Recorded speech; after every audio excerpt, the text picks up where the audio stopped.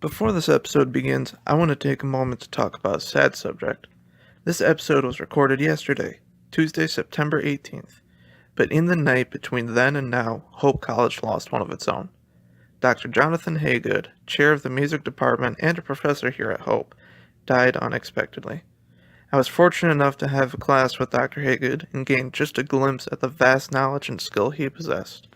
Rest in peace, Jonathan. May you enjoy your discussions with the scientists you once taught myself and others. Doesn't matter who you are, doesn't matter where you're from. You have a tale. You matter. On this show, we strive to bring you the tales of people from small Hope College in Holland, Michigan. So join us. Sit back, relax, kick your feet up, plug in the headphones, or crank the music up on your drive, and just listen to our tales. Because it doesn't matter where you're from, doesn't matter who you are. You have a tale, and you deserve to be heard.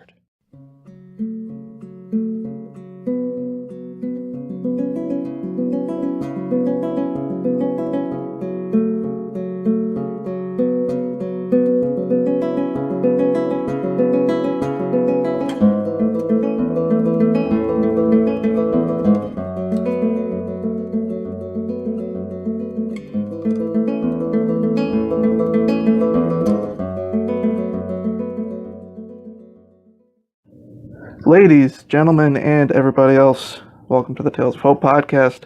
I am your host, Nick. If you did not know that, do yourselves a favor. Pause this episode. Go back. This is the 4th episode. I don't know why you guys would be starting right here. Go back to the beginning. I talk about the basics of this and everything all the way back. You can find us on multitude of social media. Facebook, Tales of Hope Podcast. Instagram and Twitter at Tales of Hope Pod. YouTube, Tales of Hope. If you listened to the last episode, you would hear me say SoundCloud. However, when I uploaded that last episode, it said it's unplayable. Don't know what happened. So, for the time being, I'm taking a step away from SoundCloud. Maybe I'll figure something else out. Let's hope. I got a very special guest with me today. I have known this man ever since my first day of Hope. Absolutely. He is the women's basketball coach. He is Mr. 500. Or was it 529 now? I honestly, Nick, I don't keep track, but if you say 529, your crack research staff is probably pretty good. I think I found that yesterday. In his 21 years here, he has led Hope to 19 first or second place conference finishes. The only other two were, I think, your first couple of years. So, decent coach, I'd say. Ladies and gentlemen, it is my honor to introduce you to Brian Morehouse. Thanks, Nick. All right, Mo. Take us all the way back. This is going to be like your first college class with the stupid little around-the-room icebreaker. Sure. Tell us where you're from, where you graduated from, what year you graduated from, what you studied. Yep, all absolutely. So it all started at Cedar Street Elementary School, Fremont, Michigan. Took the long road to Fremont Middle School and then Fremont High School. Graduated in 1987 and decided that I was going to go to college. Looked around at a bunch of different schools. Decided that I was going to follow two of my better friends and go to Calvin. And so I committed to Calvin. Made it through part of that summer and had an epiphany that probably wasn't where I should go, and ended up at Hope College. Was fortunate enough that a guy named Dr. Jim Beckering was the director of the admissions office and vice president of the college at the time, and he's a Fremont guy, and I called him up and said, you know what, I made a mistake. I've had a change of heart. However you formulate that question of, can I still come to Hope College? And he said, we don't have any housing. That's bad news, but you can live in my basement or we'll figure something else out. I lived in the president's guest house. When I first moved on campus, that was a pretty big mistake on the part of Hope College. I lived there with probably 5 other guys who, also made their decisions late. A couple of those guys to this day still remain good friends of mine. And I was, is a little bit like accounting, if you were, if they wanted you out of there, then they would kick you out into the dorms first. And luckily for me, I was the last in, but I was the last out, which is not an accounting method. And so they told me that I had to move to Durfee Hall. I didn't want to move to Durfee Hall because I was staying in the president's guest house, and well, it was carpeted and it was really nice. And the VIP treatment. Yeah, what more could you ask for? I had the whole house to myself at that stage. Everybody else had moved out. So I just pretended that they didn't ask me. And so I squeezed another week actually out of the president's guest house. And finally somebody came in and they said, listen, dude, like, we got like guests of the president that are coming in and you can't be here anymore. So, I packed up my bags and I trucked it, across campus to Durfee Hall and moved in. And, I set my stuff down and I look up and, there's a guy with hair halfway down his back and, he's listening to Metallica and Black Sabbath. And, I'm from Fremont, so we weren't allowed to listen to that stuff. And I was like, oh, this is not going to be good. And he played on the soccer team, and his name was Steve Elanius. And 2 doors down and across the hallway lived Eric Lanning. And, long story short, stood up in Steve's wedding. He stood up in my wedding. We lived together for 4 years. Eric Lanning became my best friend. To this day, we talked last night. We still talk multiple times a week. We started a foundation together. Hope has been good to me.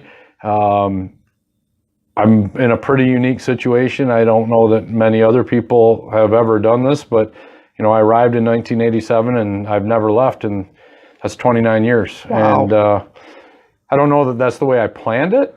I graduated, I thought I was going to graduate and go out and sell insurance and move back to Fremont and, take over my dad's insurance company. And, then 2/3 of the way through college, I changed my major to education and graduated with a business major, an ed major, and a minor in psychology, sociology, and history. And then I planned on going to get a teaching job, and I had my resumes all over the place.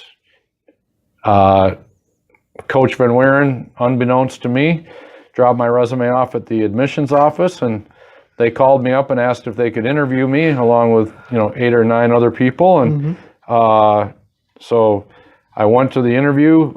Did not sleep the night before because my brother was in a coma. He had a diabetic seizure and went into a coma. So didn't sleep. Just kind of drove down there and I remember where I parked. I remember the car I was driving. I remember I didn't have as much planned as I wanted to. And I just remember saying, God, if this is the job you want me to have, I guess that you're going to be getting me this job because I'm unprepared. I am too tired and I'm not ready. Wow. And something must have come out of my mouth that they liked, and they offered me the job, and I took it with every intent of leaving as quickly as possible and getting a teaching job or going and being a graduate assistant at I had a couple leads at Eastern Michigan and a couple other big Division I schools to be a graduate assistant coach, and nice. Then started coaching with Coach Van Weeren, and then somehow 4 years later, I don't know how, the job came open for the women's team, and I didn't even apply. Right. I didn't want it. I didn't even know it was open. And, I remember hearing you talk about that in coaching class. Yeah, and I just didn't I didn't think I would be ready. I didn't want the job. Right. I had just, and I mean just 5 months earlier, gotten married, and they made a run at me and said, "Hey, we think you'd do a good job of this." And I said, "I'm 25. I just got married. I don't Right. know anything about, being a spouse. I don't know anything about coaching women, because I thought that there was this great divide, that like coaching women's basketball and coaching men's basketball, they were like foreign languages. Nothing was similar. Right. And, so I turned him down once, I turned him down twice. And then they sent Lisa Timmer and Dan O'Hop after me, who were the captains of that year's team. And they sat down in my office at the admissions office, and they said, we've watched you coach the JV team. Lisa, ironically, was dating Tim Schoonveld, who's now my AD. And, they just said, we think you'd do a great job. And, went home and, in those days we didn't have kids. So my wife and I would, after work every day, go for, walks and talk. And, and my wife was the one that finally said, what are you waiting for? Right. How many times does the door have to be open, before you walk through it? And so that night I called up Dr. Ann Irwin, who was one of the great leaders on this campus, and, really forged the women's side of athletics, to the forefront, and is a pioneer. And I'm forever grateful for her having confidence in me. And I took the job. And then I said, oh my gosh, what have I done? And it was fun. It was scary. It's a great lesson. And, think, but don't overthink. Right.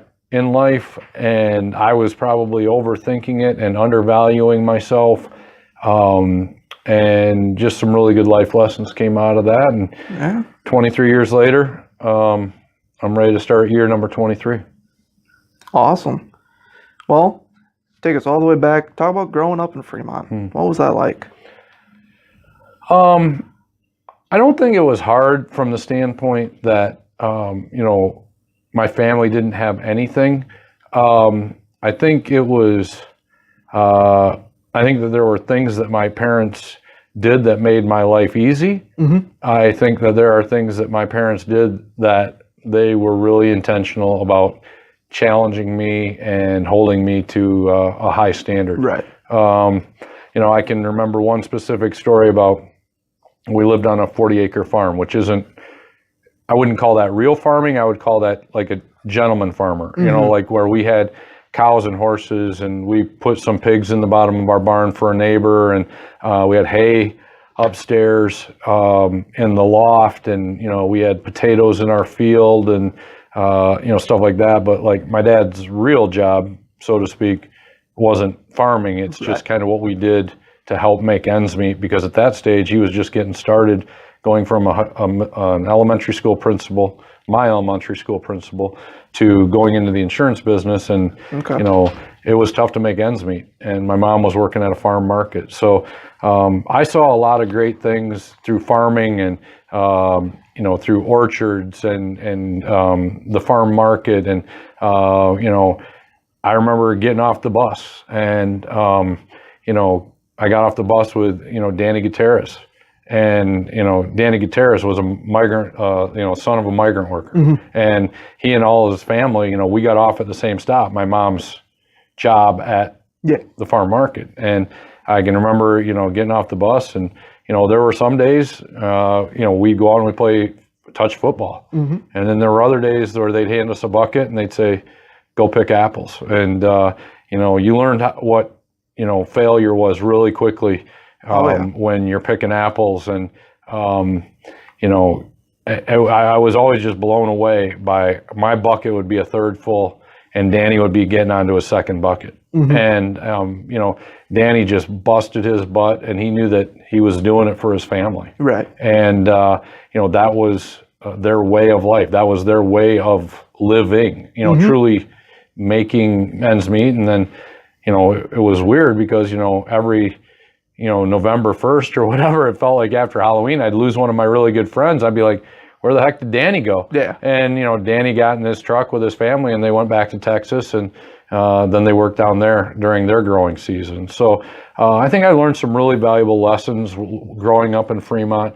I can still remember getting sent to, shovel out the barn by my dad, and that was not a fun job. I mean, you're shoveling, horse crap and cow crap, and I probably didn't do a very good job. I didn't want to be there. Right. It stunk. Oh yeah. I didn't want to do it.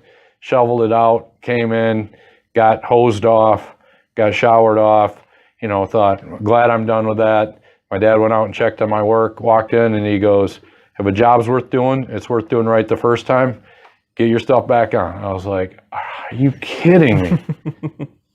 Really? I was like, I did a good job. And he goes, it's not done right. Right. It's not done perfectly.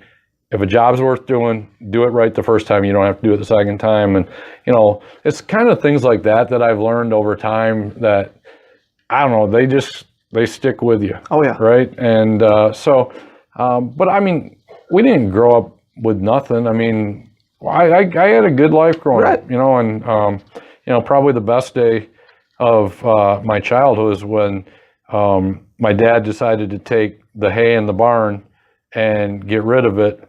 And we made a full court basketball court in the top level of our barn. And we quit having to, take the hay and put it downstairs. And we got out of the cow business a little bit more. And, and then my house, we live 8 miles out of town, but my house became the Mecca. Yeah.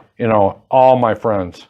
And, I've got friends on social media now from Hesperia, Newego, Grant, White Cloud, anywhere within 30 miles, people just showed up at our house and played. Wow. And we had tournaments, 3-on-3 tournaments. We had guys that played for Michigan that showed up and played in our tournaments. And it was called the Barn Ball. It was called the Michigan Barn Ball Association, MBBA. And, we had T-shirts. That's so cool. And we had tournaments. But when you boiled it all down to what it really was, it was just me, my buddies. In those days, it was called a boombox. We had cassette tapes. We didn't have many of them. And it was usually either Def Leppard Pyromania or John Cougar, American Fool or something like that, and just over and over and over. And like 3-on-3 games or 2-on-2 games to 100. Oh, to 100. wow. And we didn't think anything of it. Right. I mean, we're just like, who has it better than us? And my parents, we had a cottage. They sold the cottage. They put in a pool. We had a full court basketball court, and we had a pool. That's awesome. What else could you want? Nothing. Growing up. I mean, we were good. We were good. I mean, some kids go to the playground growing up. We went to the barn. You had your own playground right there? We had our own place. That is awesome. So what was that like having your dad as your elementary principal? I didn't get off to a great start. No, not good. Not good at all. So a little known fact, make it through kindergarten. That was pretty solid with Mrs. Stroshin. She took care of me. Okay. Got to first grade. Mrs. Cole, she was tough. And I might have struggled with some attention deficit things back before attention deficit was even a thing. And all of a sudden we get to the end of the school year and, I'm with my guys and, and I'm like, okay, second grade, here we come. And all of a sudden here comes Mrs. Cole and, the principal, who also happened to be my dad. And they were like, we don't think you should go to second grade. I mean, if you can imagine if you're in first grade, the stigma that's involved with that, right? I mean, like, you're like, what the heck? I mean, now I look back and I'm like, you freaking flunked first grade. Back then I was like, you're young, you're like, okay, well, you're my dad and you're the teacher and what do you're not going to argue with them. Oh, no. So, it's part of God's plan though. Right. So like, I didn't know what God's plan was. I'm in first grade. Right. And I don't think that they thought it was God's plan. But like, so there I am. I had eye surgery the summer before my second first grade. Right? Okay. Follow along with that. The summer before I start first grade for the second time. Right. So I get there early because I ride with my dad to work, right? And he gets there early, and I'm sitting in the back of the classroom, and I have on my my jeans jacket because that was Right. the look back then, right? And it was like this sort of like, I don't even like maroon color jean jacket. So it was I was a bad man. Okay. And I had a patch over my eye. And so like here comes all these kids filing into first grade for the first time. And they're like, who's the dude in the back in the jeans jacket and the patch over his eye?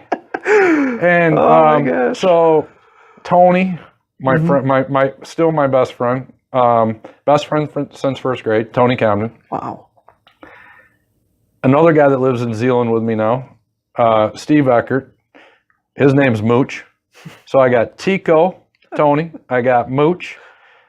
I got Slick Nick, who his name was Nick Konjorski, and nobody could pronounce it. So we either called him the Polish Wonder or Slick Nick. And, you know, then there were some other guys. And little did I know that those would become like my people, Right. my best friends, people that, you know, to this day, I still stay in touch with. Right. And how do you explain flunking first grade and then finding like your best friends for a lifetime? I don't know, but for everybody that thinks that there isn't, you know, a plan out there and there isn't hope when things seem dire, you know, it's kind of what you make of it. Right. I mean, you got a negative in that you just flunked first grade, and then what are you going to do with it?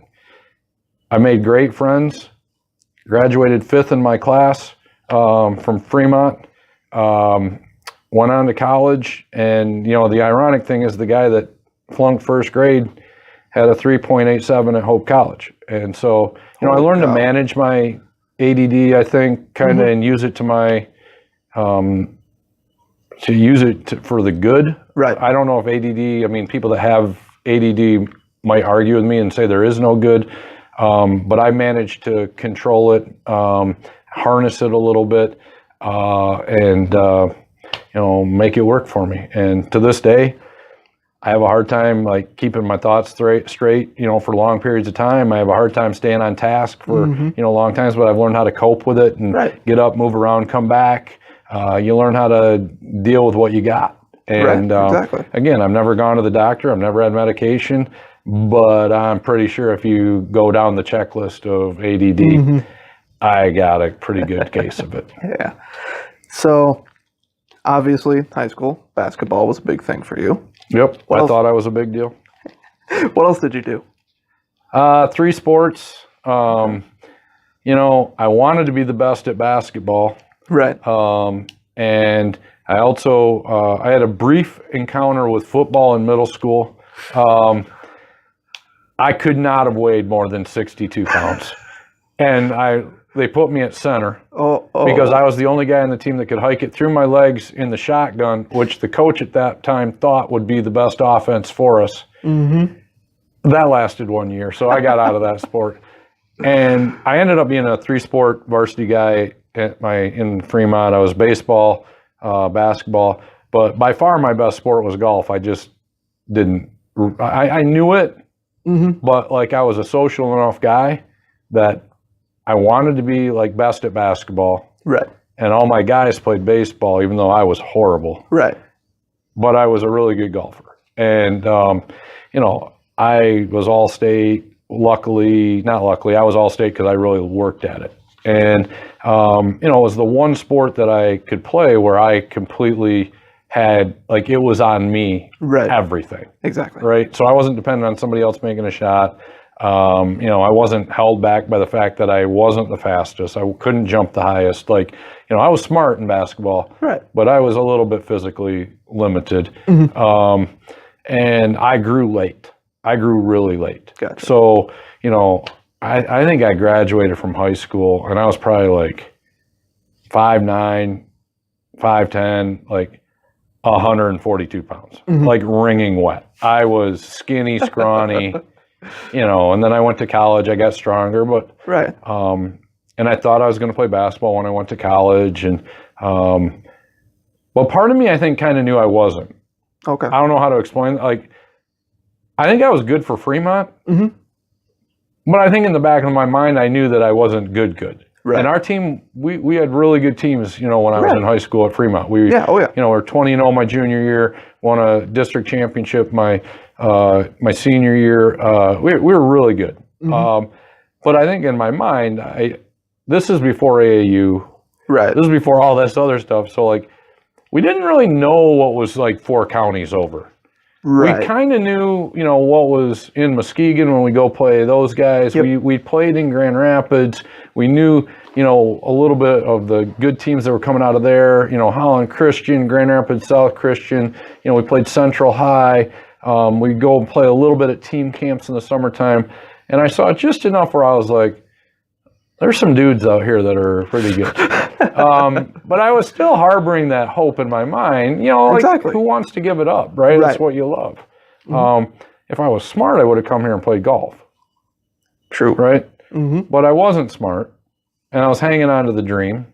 And the best thing that could have happened, and that is somebody was honest with me, and they said, hey, you're not going to make the team. We're going to cut you. Like, you're not going to make the team. We remember that when you visited Hope, you said long term, you're thinking maybe business, but maybe education and coaching. Right. Do you still want to pursue like the coaching piece, because we'd be interested in having you be a student assistant coach? Well, the male pride and ego at 18 does not want to give up the bouncing basketball. Oh no. So I said, I need some time to think about it. Went home, called my parents, told them I got cut. Didn't really tell them about the basketball offer, kind of roundaways. I might have mentioned a little bit of it, but really didn't tell them. But came back on Monday and, kind of swallowed my pride. Was grateful for the opportunity that Coach Van Weeren, Dr. Van Weeren gave me, and said, you know what, like, I'm in. I didn't know what I was in for. Right. But I was in.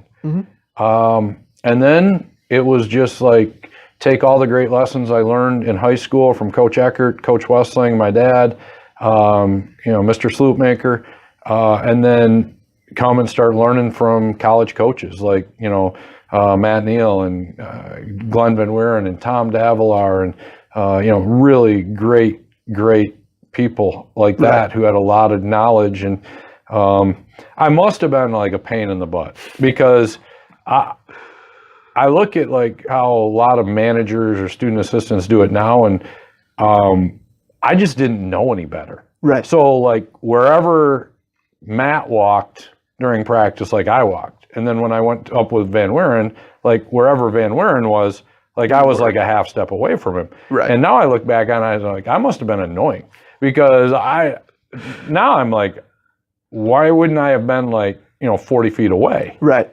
And instead, I'm just there listening, and, heck, I would even say stuff. Well, why would I think I could tell Coach Van Weeren anything? Like, he didn't need my help. But he was always like so kind to listen and be like, hey, appreciate that. Even though he probably saw it like 3 minutes earlier. But he really encouraged me in that I had something to offer. Right. And, I think that all we can hope for in life is that if we have a passion, that somebody comes alongside us and helps us like improve at our passion, realize our passion, give us confidence that we're good enough at something.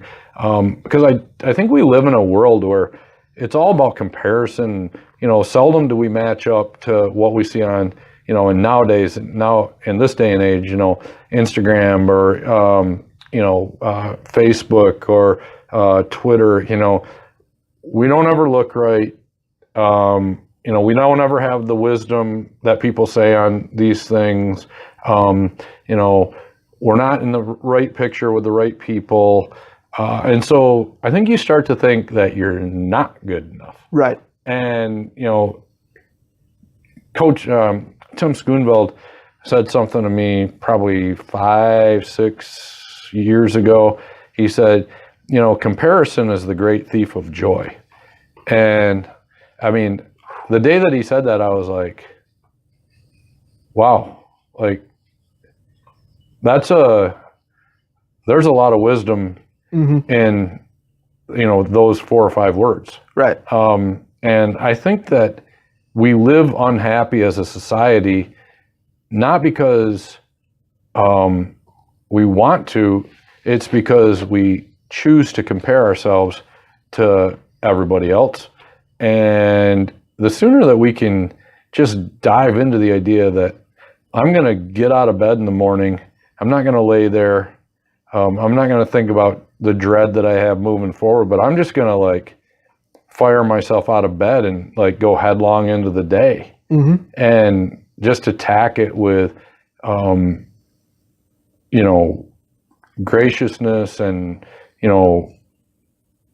just the idea of, being the best you that you can be, which is very cliche.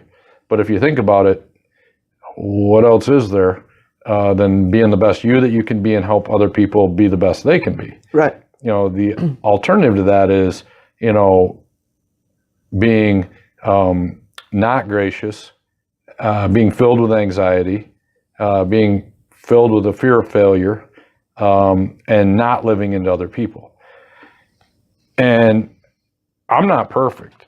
Right. I mean, I'll go back and forth. No one has the integrity to live 100% of the time in, what would be considered the good side of that. Right. Right. So we all are going to slip. Right. Exactly. And it's I think that the great challenge is, how long do we slip into that other phase? And how quickly can we rebound from, some would say failure, others would say that dark spot, whatever you want to call that. But how do you spend more time in the good you than you do the other side that is, the person that you would rather not be on a consistent basis? Right. Wow. I kind of just want to say, forget the rest of the script I've got here. We got good stuff. But so in college here at Hope, talk about outside of athletics. What did you do? Well, probably did some stuff that I shouldn't have, and did a lot of stuff that I should have. Obviously, I got good grades. Right. I think college is really a time of growing and learning about yourself, making mistakes, figuring out what success looks like, trying to get on that path where you're on the success side more than you're on the failure side, right, or the mistake side. And I made tons of mistakes on my way to, starting to figure things out. I turned 50 this summer. I don't have it figured out. Right. Just ask my wife and kids. I don't have it figured out.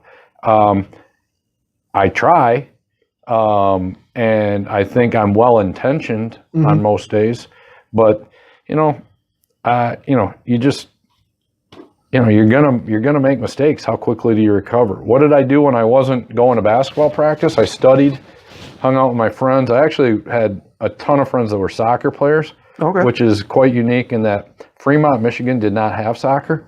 So I'd never seen a soccer match until I got to Hope College. And then I'm living with soccer guys. And talk about culture shock. That was different. I lovingly say that soccer guys are a different breed of cat. Yes, they are. And I say that lovingly because I love our soccer teams at Hope right now. Oh, yeah. I love my friends that were and are soccer people. But I didn't get what they were talking about. They're talking lingo, and I'm they would just joke around, and JP, Jerry Potter, he'd be like, yeah, man, we got to put that baby far bar. And I'd be like, far bar? We're going to where? What bar? And he goes, no, we got to kick it into the corner, the far bar, the corner. I was like, oh, man, just speak English. So, I was doing that stuff. got invited to join a fraternity, turned them down, didn't do it. It was a really gracious offer. I had a lot of stuff going on, and Right. I just chose not to do it. I don't think that there's anything wrong with fraternities and sororities. For me at that time, it didn't fit, what I wanted to do. For me, outside, played intramurals. That was a ton of fun. Oh, yeah. Made a bunch of friends playing intramurals. We just had, it was just entertaining. Oh, yeah.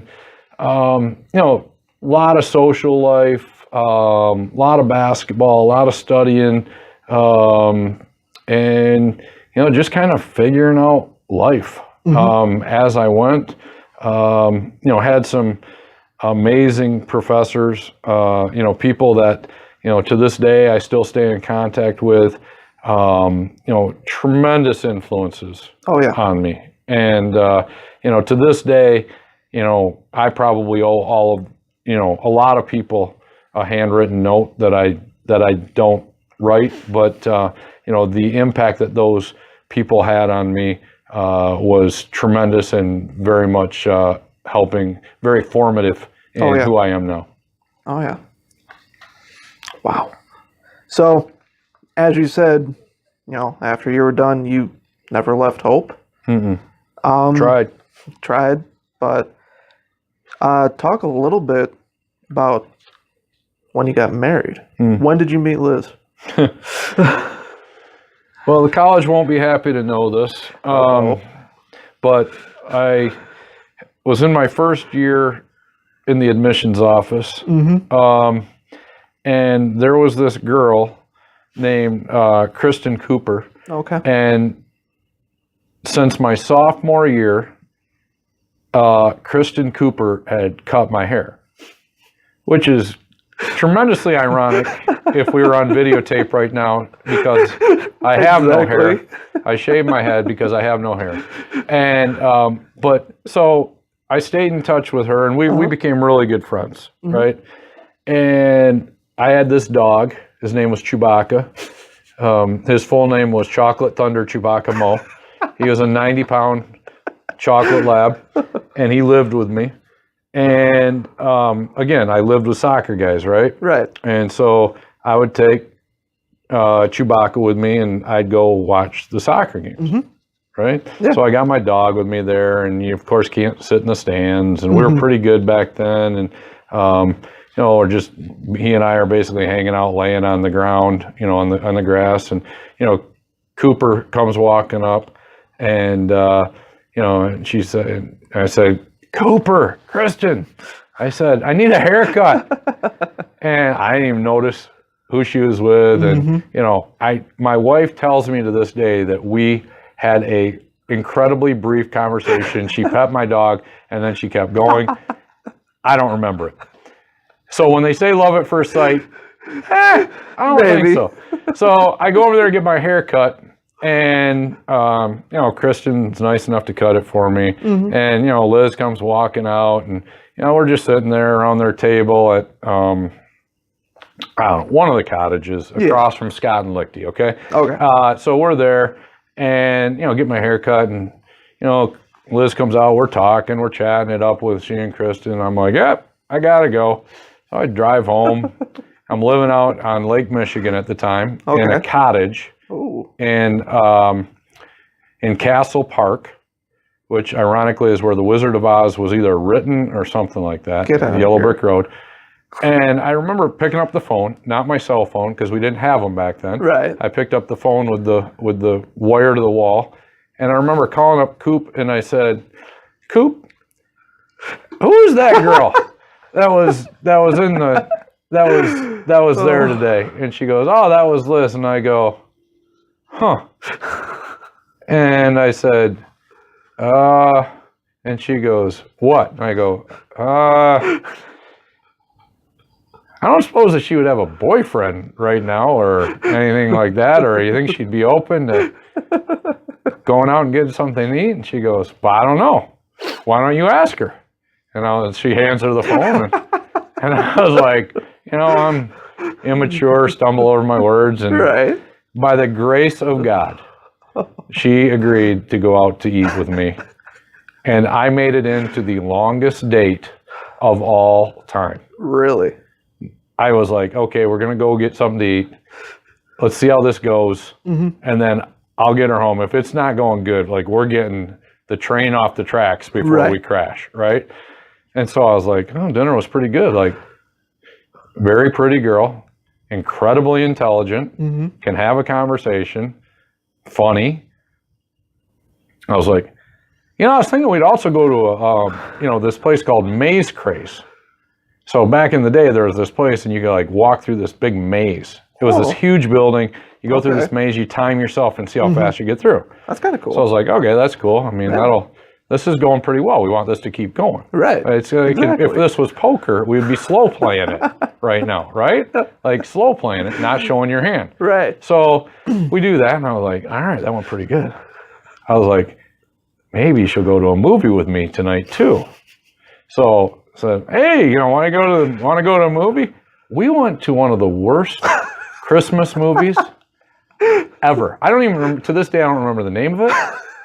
It was horrible, but it extended our date another 2 hours, right? And so then I'm like, I could show her that I'm a high roller, and I could show her like that I live out at Lake Michigan. So I was like, I'll take her to Castle Park, and like I'll show her Lake Michigan. As any young guy would do. As any young guy who thinks that actually matters would do. So I take her out there, and we go to the overlook, and, I'm like, yeah, this is, I have a place right up there, and, I didn't tell her that my sister lived with me at that moment. Of course not. Yeah. So then we do that. It ends up pretty good, and I say, classic. I'm like, hey, I thought this went pretty good. I hope that you enjoyed yourself. I'd like to go out again if you'd be interested. So then we go out on date 2 and date 3, and as any stupid young male would do, we get to Christmas time, and I go home for Christmas break.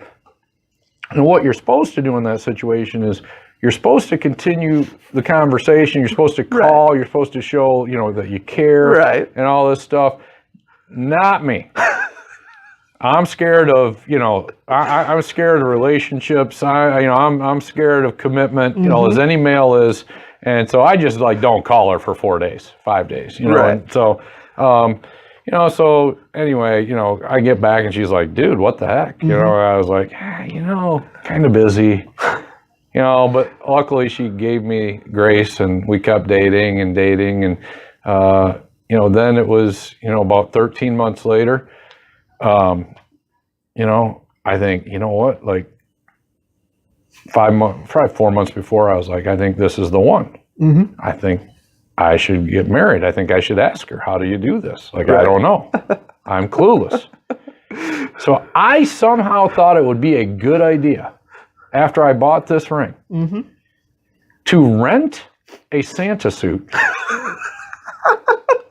drive to Carson City with my mother and my sister in the car as support, and write on the way over there a poem asking her to marry me. And somehow I thought that this was going to work. Luckily, she felt so bad for me that she said yes. We got married that August, and this summer was 25 years. You cannot make stuff like that up, Nick. I'm going to call this dating tips with Mo. No, because it won't work. It will not work. Like, only if you have a person who has the patience of my wife, who is the only person that could have married me. When they say that there's someone for everyone, what they don't tell you is that for some of you, there is an only one. And she is the only one that possibly could have married me and put up with me for 25 years. So there is the life of me relationally. God, this podcast is just going up and down and twisting and turning. Oh, man. Well, all right. Now, what a lot of these people might not know is that not only are you a coach, but you are also the director of DeVos Fieldhouse, where we're Yes. at, and the Dow Center. Yep. How did you get that job? I was working in the admissions office. An incredible woman named Jane Holman was the director of the Dow Center. Okay. And she ran it with it was a tight ship. It was super well run. And she decided to retire. Okay. And I think that the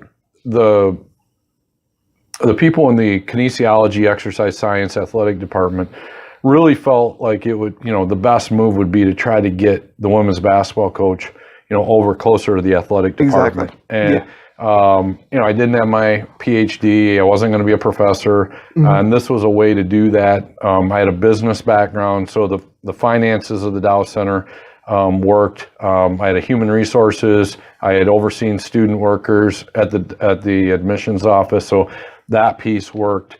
And I take that job, and Jane, to her credit, didn't hang around and micromanage her baby. I mean, the Dow was her baby. Exactly. And she gave me just enough information to be successful and/or hang myself, depending how you want to look at it. Right. And then she had a Cadillac, and I can still remember watching out the window as she pulled away.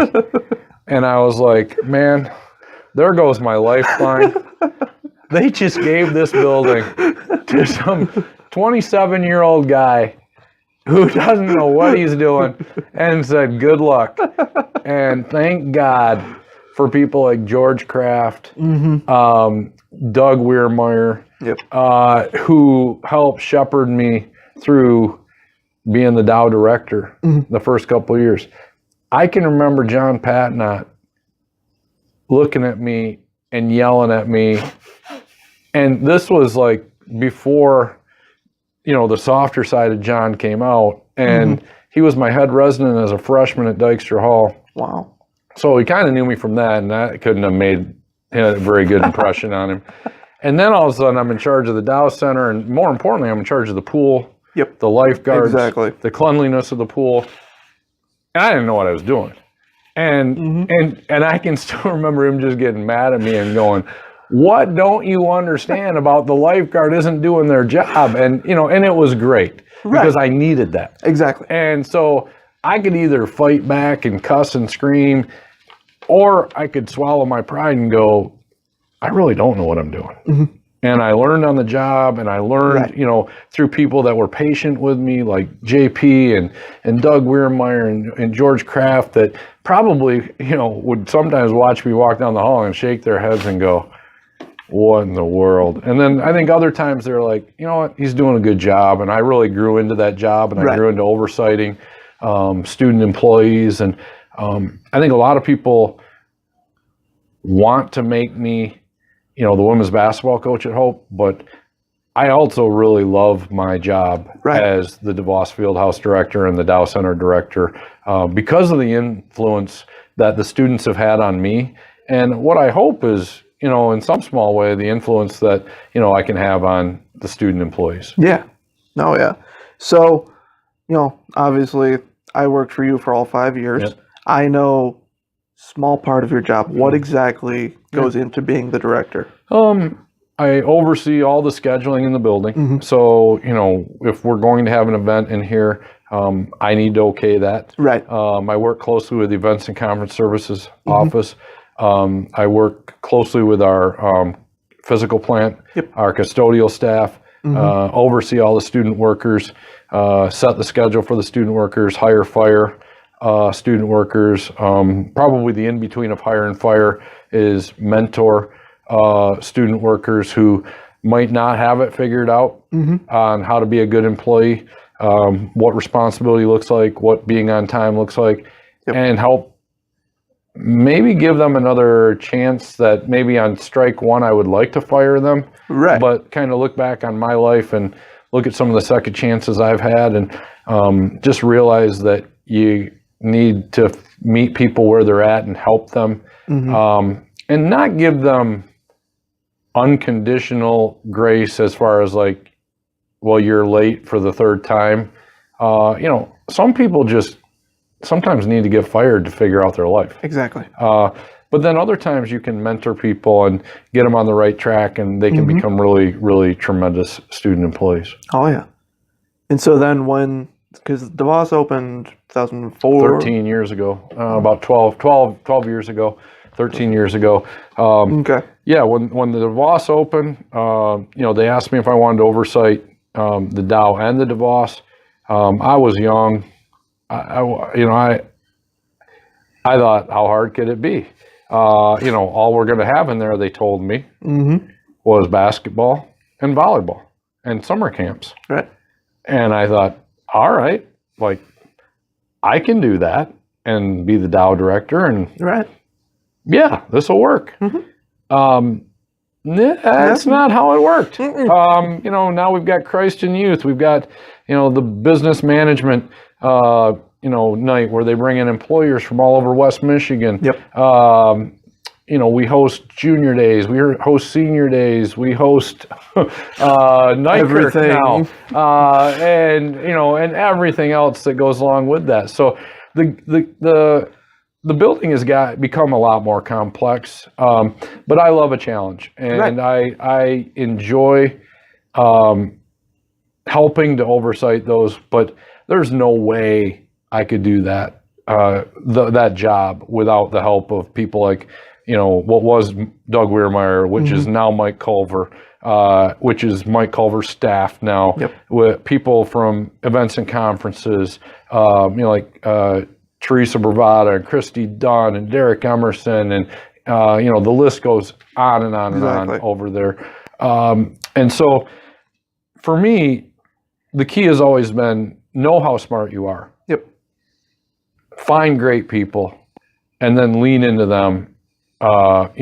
Delegate, take responsibility for what you're supposed to take responsibility for, but also feel comfortable in working with other people and delegating and leaning on their expertise. Right. And I've been fortunate to surround myself and be surrounded by some really incredible people.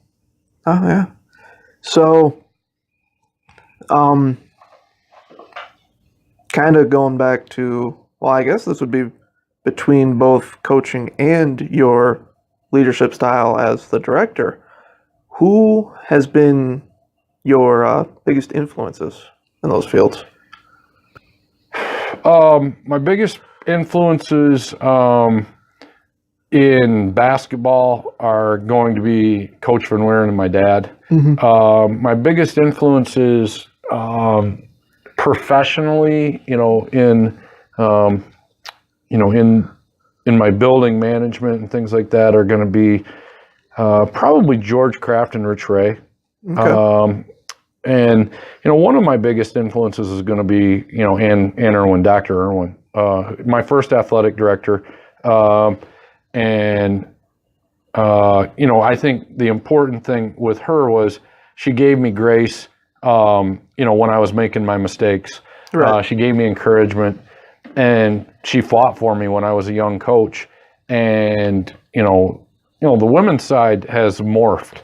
We went from Title IX to me being a head coach, and now we're in 2018, and somewhere in between there, I became the head coach, and Hope College really did a great job of kind of, diving into the whole idea of Title IX and equality and equal opportunities and equal budgets and things like that. And like any college, that took time. Right, exactly. And in order to make those kind of things happen, you have to have people like Ann Irwin who are willing to fight and stand up for what's right and say, I know how it used to be, but we're moving forward. Right. And we're going to be a better us at Hope College Athletics. And this is one of the ways that we're going to do it. And you need strong-willed people who are willing to give up of themselves and get into arguments behind closed doors for you to advance the cause. And so, that's one of the reasons that I'm most appreciative of Dr. Irwin. Oh, yeah. And outside of the people that personally, like who professionally would you say you model yourself after? Well, I can never, reach these heights, but some people aren't as well known, and then some people would be really well known. You look at a Muffet McGraw, and who doesn't want to have the class and and just the savvy and the balance in their life, and just the incredible basketball IQ that she has. You got the Gino Aramas. Those are easy people to say, model after. And then you've got people who people might not know. The Dixie Jeffers at Capital University, who just would crush me yearly. When I was a young coach, and but I learned so much from her, and I learned so much for how to handle yourself as a professional, and how to schedule good teams and not be afraid of that. People in my own league, like Greg Affman, who was the coach at Calvin when I first took over. Charlie Goffnett was the first phone call I got when I became the head coach at Hope College. And he was the Alma coach, and was coming off a 1992, I believe, or 1993 national championship, and said, "Hey, congratulations on the job. If you have any questions, I'm here to ask whatever you need." I really remembered that and tried to be that person for other people in our league, and make that phone call, because I didn't know who to ask. And I didn't know what I was doing, and I didn't know the women's game, and I didn't know where to go to recruit, and I didn't even know league meetings and how you conduct yourself at them. And Charlie was always just an incredible resource for me of kindness and competitiveness. And he would be willing to kick your butt on one hand and show you kindness and say, hey, this is something to think about in the future. Hey, are you going to go on this recruiting trip and go to this place to look at people? Or, what do you got for a non-league schedule, and how can I help you with that? And, I just think that we need to become less protective and territorial as coaches, and we need to be willing to just be good people. And, I was really shown that by, the Charlie Goffnets of the world. Okay. Well, so to wrap this up, think back from, essentially go back in time from now to your freshman self living in the president's basement. Write yourself just a quick little letter. Yeah. Have confidence in yourself. Don't be afraid to jump in, even if it's not a sure thing. Surround yourself with great people, because you don't have all the answers, and trust your gut. If you think you should go with it, don't second guess, and just take the leap. And if it's not the right place, you'll bounce back and find your way. But if you never jump, you're never going to know if you're heading in the right direction. Okay. And then I think I and the listeners would know the answer to this next one, but on a scale of 1 to 5, 1 being this life is nothing that you thought it would be, 5 being it's everything you thought, where does it fall? Probably a 1, because I never anticipated being a college basketball coach. I never anticipated being somewhere for almost 30 years. My life is, I can't even explain like how much I've been blessed. And so I just don't think I walked out of college thinking, oh, I'm going to be blessed, give me the 5. I think you walk out of college and you're like, I don't know always where I'm going. I don't know. I think I know where I'm going, but you're not prepared for the twists and the turns. And who would have looked at me when I was 23 years old and said, oh yeah, you'll be a college basketball coach. Oh yeah, you'll be a women's college basketball coach. Oh yeah, you'll stay at the same place for 30 years. oh, you'll be fairly successful, and like you'll have all these amazing people that go through your basketball program and that you get an opportunity to interact with, and then they go on to do these great things. Like, you can't even start to imagine that. I think Right. I always just woke up the next day and tried to be the best me I can be. And the next thing you know, I'm 50. I'm at Hope College, and I got a pretty great life. I would say so. Well, Mo, thank you so much for coming on. I was very excited when you said, "Hey, let's do this interview tomorrow." But guys, if you have still listened to this, because we are pushing the 1 hour mark, thank you so much for tuning in. Remember, find us on Facebook at Tales of Hope Podcast, Instagram and Twitter at Tales of Hope Pod, and YouTube Tales of Hope. And also, I forgot to say last time, you can email the show if you would like to be on, if you have questions, if you know if someone wants to be on. That is storiesofhopepod@gmail.com. I will put that in the description below. Feel free to send me an email. Let me know what you think. Like this, subscribe, do all the good stuff. And remember, you can be college basketball coach like Mo. You can be a janitor like myself. You can be something totally different. You have a tale to tell, and you deserve to be heard. This is Nick, and I will see you guys next week.